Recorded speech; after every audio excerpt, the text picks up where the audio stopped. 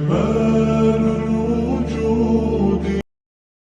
ابوبکر صدیق کے زمانے میں قحط آ گیا تو لوگ بڑے پریشان ہوئے. حضرت ابوبکر صدیق خلیفہ تھے کہ جی کیا کریں کیا کریں، کھانے کو کچھ نہیں. کہنے کہ انشاءاللہ اللہ کی مدد آنے والی ہے آنے والی ہے.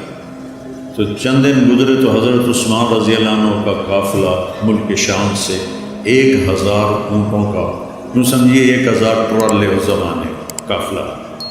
تو جتنے وہ تاجر تھے بڑے جو تھوک والے، وہ ان کے پاس گئے کہ جی سودا کریں. کہنے کہ کیا دو گے؟ کہنے کہ 10 روپے کی چیز 12 میں لے لیں.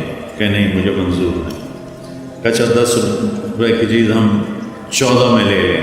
کہ نہیں مجھے نہیں منظور. کہ اچھا ہم 10 روپے کی چیز 15 میں لے لیں گے، اس سے آگے ہماری ہمت نہیں. تو حضرت عثمان نے فرمایا کہ مجھے قیمت زیادہ لگ چکی ہے لہذا میں تمہیں نہیں بیچوں گا.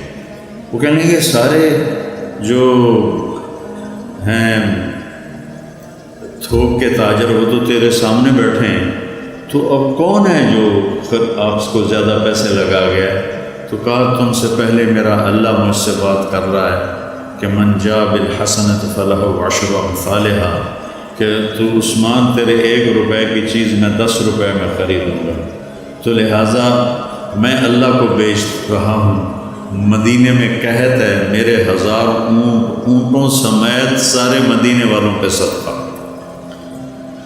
تو اس رات حضرت عبداللہ بن عباس نے خواب دیکھا کہ اللہ کے نبی سفید گھوڑے پر ہیں، سبز پوشاک ہے اور سونے کی لگام ہے گھوڑے کی. تو عبداللہ بن عباس نے گھوڑے کی لگام پکڑ کے پوچھا یا رسول اللہ آپ سے ملنے کو جی چاہ رہا ہے. کہنے کہ عبداللہ آج تو میں فارغ نہیں، آج اللہ تعالیٰ نے عثمان کی سخاوت کو قبول کیا ہے اور جنت کی ایک حور سے اس کا نکاح کیا ہے اور اس کا ولیمہ پورے جنت والوں کے لیے رکھا ہے، تو میں آج اس ولیمے میں جا رہا ہوں. تو بھائیو اللہ سخی سے پیار کرتا ہے. وہ نا عبادات میں ڈھیلا بھی ہونا تو اللہ اس سے پیار کرتا ہے.